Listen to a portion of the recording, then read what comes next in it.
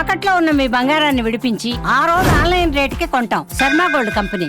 నమస్కారం, సుమన్ టీవీకి స్వాగతం. నేను మానస. ఈరోజు మనతో పాటు ఉన్నారు ప్రముఖ ఆధ్యాత్మికవేత్త, ఎనర్జీ వాస్తు స్పెషలిస్ట్, శ్రీ విద్య ఉపాసకులు శ్రీమతి జయప్రద గారు. వారితో మాట్లాడదాం. సెప్టెంబర్ మాసానికి సంబంధించిన ద్వాదశ రాశుల యొక్క మాస ఫలితాలు ఏ విధంగా ఉన్నాయనే విషయాలు తెలుసుకుందాం. అమ్మా నమస్కారం. అమ్మా నమస్తే అమ్మా, శ్రీమాత్రే నమః. అమ్మ, ముందుగా సెప్టెంబర్ మాసంలో 12 రాశుల యొక్క రాశి ఫలితాలు ఏ విధంగా ఉన్నాయి, వాళ్ళ గ్రహ సంచారం ఏ విధంగా ఉంది అనే విషయాలు తెలుసుకోవాలనుకుంటున్నాం. అంతకన్నా ముందు ఈ సెప్టెంబర్లోనే సెప్టెంబర్ 7న చంద్రగ్రహణం కూడా ఉంది.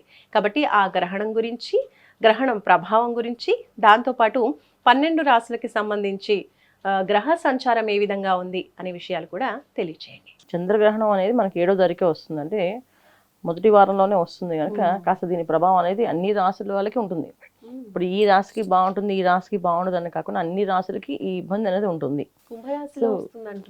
కుంభరాశిలో వస్తుంది. ఈ గ్రహణం యొక్క విశేషం ఏంటంటే ఏ రాశికి బాగుంటుంది, ఏ నక్షత్రం బాగుంటుంది. గ్రహణం అనేది ఏంటంటే మన పూర్వీకుల్లో కానీ మన వేదాల్లో కానీ చెప్పింది ఏంటంటే, గ్రహణం అంటే మనం అపవిత్రం అవుతాము, పవిత్రంగా ఉండాలి అంటే మనం కొంచెం అశౌచాన్ని పాటించాలి.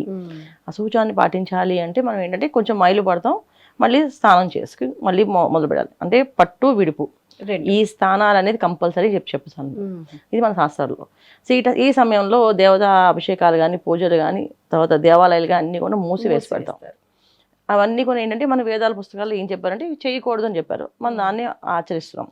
అలాగే ఆచరిస్తున్నప్పుడు ఇది ఎవరెవరి నక్షత్రమే పడుతుంది, ఏ రాశిమే పడుతుంది అనేది మన రాశి ఫలాలు చూసుకుంటే ఖచ్చితంగా అన్ని రాశుల మీద ఈ ఇబ్బంది ఉంటుంది. అయితే ఒక్కొక్క రాశికి 100% ఉంటే ఇంకో రాశికి 90%, ఇంకో రాశికి 80%, ఇంకో రాశికి 70%, అలా అలా పర్సంటేజ్ వైజ్ తగ్గిపోతుంటుంది. సో మన పర్సంటేజ్ ఇవ్వగలవా అంటే అది మీకు చెప్తా వివరణ కూడా. ఎందుకంటే ఏ రాశికి ఎందుకు అంత 100% చెప్పాము అనేది కూడా చెప్తాను నేను. సో మీరు ఎవరు మార్కులు ఇస్తున్నారంటే అలా కాదు, కానీ మన పరిస్థితి ప్రభావం, దాని ఒక ఒత్తిడి ప్రభావం మన మీద ఎలా ఉంటుంది, ఆ ప్రభావం అందరూ అనుభవించవలసి ఉంటుంది. కనుక దాని జాగ్రత్తలు, పరిహారాలు మనం చేసుకుంటే బయటపడతాం, ఇబ్బంది లేదు.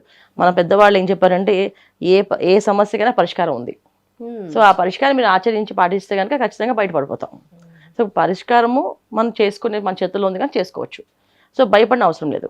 సరే అమ్మా, అయితే ముందుగా ఈ మాసంలో గ్రహ సంచారం ఏ విధంగా ఉంది అనేది తెలియజేయండి. తప్పకుండా. ఈ మాసంలో మన గ్రహ సంచారం చూస్తే సింహరాశిలో రవి. సో రవి మనకి 17వ తారీఖు వరకు సింహరాశిలో ఉంటారు. తర్వాత సింహరాశిలోని బుధుడు 16వ తారీఖు వరకు ఉంటారు. అలాగే కేతు సింహరాశిలో ఉన్నారు, అది సంవత్సర కాలం ఇంకా ఉంది, టైము ఉంటారు. తర్వాత కుజుడు కన్యా రాశిలో ఉన్నారు, అది 13వ తారీఖు వరకు, తర్వాత మళ్ళీ మారుతారు. అలాగే శని భగవాన్ వక్రించి మీన రాశిలో ఉన్నాడు, కాస్త ప్రభావం వక్రించి ఉంది కనుక శని భగవాన్ ఒక ఎనర్జీస్ మన మీద పడతాయని నమ్మకం అయితే ఏం లేదు, తక్కువే ఉంటుంది ఆ ప్రభావం. ఓకే.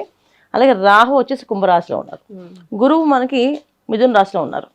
ఈ విధంగా గ్రహస్థితి గ్రహ గమనాలు ఇలా ఉంటే ఏ రాశి వాళ్ళకి ఎలాంటి పరిహారాలు చేసుకోవాలి, ఈ మాసంలో ఎలాంటి జాగ్రత్తలు తీసుకోవాలని మనం ఖచ్చితంగా తెలుసుకోవాలి. ఎందుకంటే ఫలితాల కంటే కూడా ప్రభావం ఎక్కువగా ఉంది కనుక దాని దగ్గర మనం పరిహారాలు చేసుకోవాలి. అమ్మ, సెప్టెంబర్ మాసంలో వృషభ రాశి వాళ్ళకి గ్రహస్థితి ఏ విధంగా ఉందో తెలియజేయండి. తప్పకుండా అన్న. వృషభ రాశి వాళ్ళకి సెప్టెంబర్ మాసం అనేది మిశ్రమ ఫలితాలు. ఎందుకంటే వీళ్ళకి ధనస్థానంలో గురువు ఉన్నాడు. అందువల్ల ఏంటంటే ఒక శుభగ్రహం ఎప్పుడు కూడా మనకి వాక్స్థానంలో కానీ ధనస్థానంలో కానీ ఉంటే, 2వ స్థానంలో ఉంటే దాన్ని ధనస్థానం, యోగస్థానం అంటాం, వాక్స్థానం కూడా అంటాం. అంటే ఏదైనా యోగం కావాలంటే మనం మాట్లాడితేనే వస్తుంది ఈ రోజుల్లో. ఒకప్పుడు యోగాలంటే జాతకంలో ఉండే యోగాలని, దాంట్లో చాలా యోగాలు ఉంటాయి. కానీ ఈ మాసంలో కానీ కలియుగంలో కానీ ఎప్పుడు కూడా మనకి వాక్స్థానం, ధనస్థానం అని 2వ స్థానంలో ఏ గ్రహం ఉంటుందో దాని ప్రకారం మనకి మాట తీరేది వస్తుంది. ఆ విధంగా గురువు ఉన్నారు కనుక ఇక్కడ వృషభ రాశిలో వీళ్ళకి ఏ పనైనా అవుతుంది. వాళ్ళు చక్కగా మాట్లాడుకుంటే అవుతుంది, సరిగా మాట్లాడలేదు అనుకో పని అవ్వదు. అలా ఏ విషయమైనా, ఒక ఉద్యోగస్తులను తీసుకోండి, అలాగే ఒక వ్యాపారస్తులను తీసుకోండి, అలాగే ఒక వివాహ విషయంలో తీసుకోండి. వివాహాలు అవ్వట్లేదు, వివాహం కోసం ప్రయత్నించండి.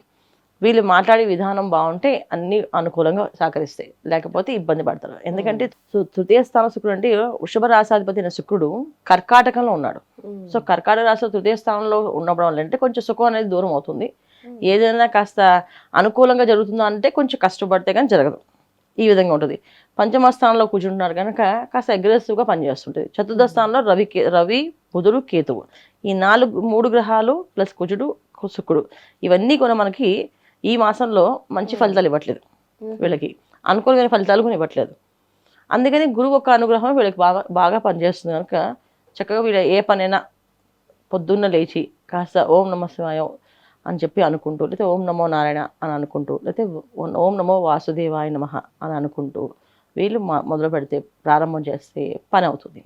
అది ఏ పనైనా సరే, ఏ వ్యాపారం సంబంధించిన విషయాలైనా, ఏ వ్యవహారాలైనా, అన్ని వ్యవహారాలకి ఇలా మాట్లాడుకుంటూ వెళ్తేనే ఈ మాసం అవుతుంది. ఎందుకంటే చంద్రగ్రహణం ఒక ఇంపాక్ట్ మీద ఉంటుంది. ఎందుకు ఉంటుంది? చంద్రగ్రహణం అంటే వృషభ రాశిలో ఉన్న రోహిణి నక్షత్రం చంద్రుడు ఒక నక్షత్రం. సో కుంభరాశిలో రాహుగ్రస్త చంద్రగ్రహణం అంటే చంద్రుడిని రాహు పడుతున్నట్టే అర్థం. సో అంటే రాహు నక్షత్రాలకి ఇంపాక్ట్ ఉంటుంది, అలాగే చంద్ర నక్షత్రాలకి ఇంపాక్ట్ ఉంటుంది, అలాగే కుంభరాశి జరుగుతుంది కదా శని భగవాన్ ఒక నక్షత్రాలకి ఇంపాక్ట్ ఉంటుంది. సో ఈ నక్షత్రం అందరికీ కూడా ఈ గ్రహణం ఒక ఇబ్బంది అనేది ఉంటుంది. సో ఈ నక్షత్రాలు ఏ రాశుల్లో ఉంటారో ఆ రాశుల వాళ్ళకి ఇబ్బంది ఉంటుంది. అలాగే ఇప్పుడు మనకి వృషభ రాశిలో 4 పాదాలతో కలిగిన రోహిణి నక్షత్రం ఉంది, అందువల్ల కాస్తంత ఇబ్బంది ఎక్కువగా ఉంటుంది. రెండోది ఏంటి, వృషభ రాశిలోనే మనకి మృగశిర నక్షత్రం కూడా ఉంటుంది, అది కన్నా కాస్త ఇబ్బంది పడుతుంది. ఎందుకంటే పంచమాధిపతి వెళ్ళి నక్షత్రం అది. సో కుజుడు ఒక నక్షత్రము, మృగశిర నక్షత్రం, ఈ నక్షత్రం వృషభ రాశిలో ఉండడం వల్ల వీళ్ళకు కూడా కాస్త గ్రహణం ఒక ఇంపాక్ట్ ఉంటుంది. ఎందుకు? కుజుడు కన్యా రాశి నుంచి తిన్నగా రాహుని, తర్వాత శని భగవాన్ని చూస్తాడు. అంటే సప్తమ దృష్టి, అష్టమ దృష్టి, 2 దృష్టిలు కుజుడికి కలిగి ఉన్నవాడు చూస్తాడు కనుక ఈ నక్షత్రం వాళ్ళకి ఇంపాక్ట్ ఉంటుంది. అందుకే ఈ మాసం అంతా వీళ్ళంటే ఏదో ఒక మంత్రాన్ని బలంగా చేసుకుంటూ పని చేస్తే అవుతుంది.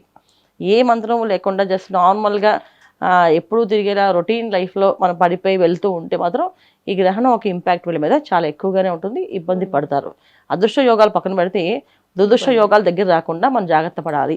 అలాగే గ్రహణం ఒక పరిహారాలు కూడా మనం చేసుకోవాలి. అమ్మ, మరి వృషభ రాశి వాళ్ళు ఈ మాసంలో ఎలాంటి పరిహారాలు పాటించాలో తెలియజేయండి. తప్పకుండా. ఎందుకంటే వీళ్ళకి రాహు ఒక ఇంపాక్ట్ రాకుండా ఉండాలంటే కాస్త దుర్గా అమ్మవారి ఆరాధన ఎక్కువగా చేసుకోవాలి. సో దుర్గే రక్షిణ నమః, దుర్గే రక్షిణ నమః అనే మంత్రాన్ని ఎక్కువగా చేసుకుంటూ శుక్రవారాలు అమ్మవారి ఆలయాలకు వెళ్ళి పులిహోర నైవేద్యం చేస్తూ ఉంటే అన్ని వేళలా విశేషంగా జరుగుతుంది వీళ్ళకి. రైట్ అమ్మా, చాలా సులువైన పరిహారాన్ని తెలియజేశారు, ధన్యవాదాలు. నమస్తే అమ్మా, శ్రీమాత్రే నమః. చూసారు కదండి, వృషభ రాశి వాళ్ళకి ఈ మాసంలో ఎలాంటి పరిస్థితులు ఉన్నాయి, అలాగే ఎలాంటి పరిహారాలు పాటిస్తే మంచిది అనే విషయాలు తెలుసుకున్నాం. తప్పకుండా వృషభ రాశి వాళ్ళు ఈ విషయాల్ని గుర్తుపెట్టుకోండి. చూస్తూనే ఉన్నారు సుమన్ టీవీ. నమస్కారం.